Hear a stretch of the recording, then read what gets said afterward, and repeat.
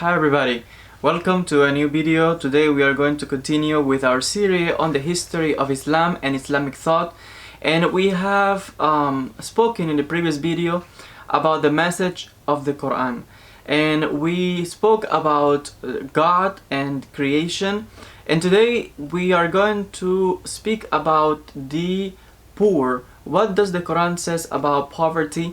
And following the line of many religions and philosophical teachings, we have that the Quran, such as Christianity and Judaism, emphasizes the importance of taking care of the poor, of looking after those who are in need, the orphans, the widows, and those who need our help.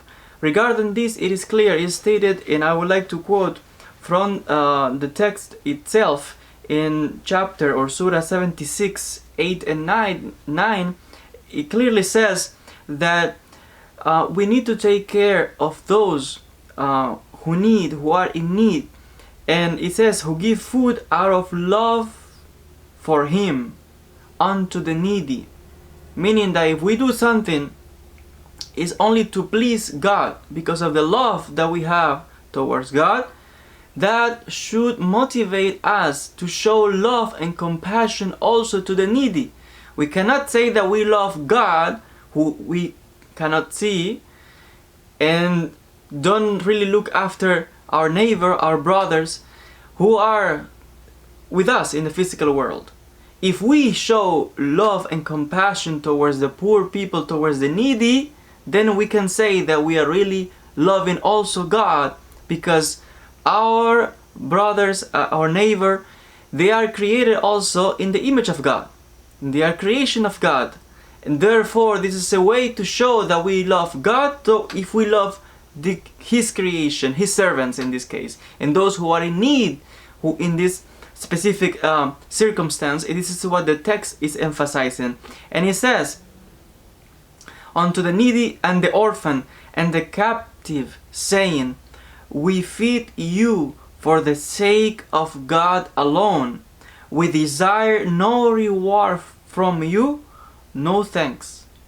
Meaning that whoever does such an act, such a pious act, such an act of love, shouldn't be looking after a reward or thank from he who is in need. Because many people who give to the poor, they do it after looking after praise, meaning that they say, oh, thank you, oh, you have done such a great deed, and looking for recognition and claps and all that.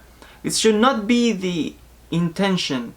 Whoever does something, the Quran is stating, should be doing it for the sake of the love towards God and towards the person who is in need, not after glory or looking for thank you or anything like that.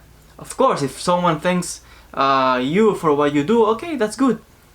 And if your example motivates others to give and to help the poor, that's excellent. But that shouldn't be the prime or the principal motivation. The motivation should be helping because this is what should be done, because this is what is required, because this is to show that we love God and for the sake of God alone.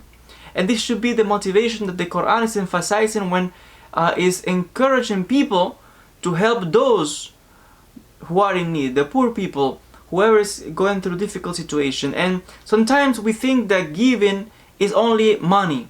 Not necessarily. The Quran also mentions food. It's important also. But giving and helping those in need, and the poor people, there are also another ways of giving. That we can give of our time.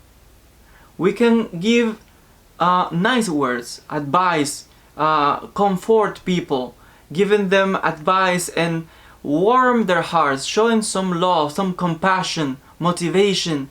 Sometimes giving could be also helping, let's say, the elderly or a family who is in need to go to the market, to do the shopping, grocery, I don't know, helping in many ways.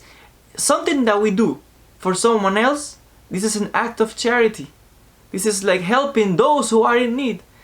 Not necessarily because it's a poor person that doesn't have not anything to eat, or yeah, this is important, but there are many ways to help others, to show compassion, to show empathy. And this is the message that is emphasized in the text of the Quran.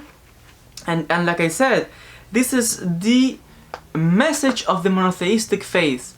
Before Islam, this is the same message that we find in Christianity, helping the poor people, helping the needy. And we know that Christians are known all over the world for their foundations to help any kind of people, not only Christian people, but any person and all over the world. The same concept that is emphasized in Judaism, that we find it to help the widows and the poor and the orphan and all these, and the brothers, either if they are from the same faith or not. And of course, Islam, following the same path of the monotheistic faith, is emphasizing the same, to help those who are in need, which is the concept and the teachings that we find in the revelations, in the Torah, in the Injil, in the New Testament, in the Quran itself. And I think this is a beautiful message, beautiful and strong and positive message to show compassion and to help others. Because sometimes you never know that you also might need the help of someone else one day. And this is a good ethical teaching to show love to God through doing good actions for your fellow human being. Whoever's always claiming and boasting of religiosity but never doing anything for his fellow human being, for his brother, even if he's not from his own faith, then you cannot say that you've loved God if you never help others. Because by helping others, you're showing love towards God and towards His creation, towards your fellow brothers and sisters. And this is a strong and powerful message that the Quran is emphasizing at the time of its revelation. Thank you so much for your attention. In the next video, we will continue with more on the message of the Quran, and we will discuss the topic of prayer and the last judgment. Thank you again. Don't forget to subscribe, and we'll see each other in the next video.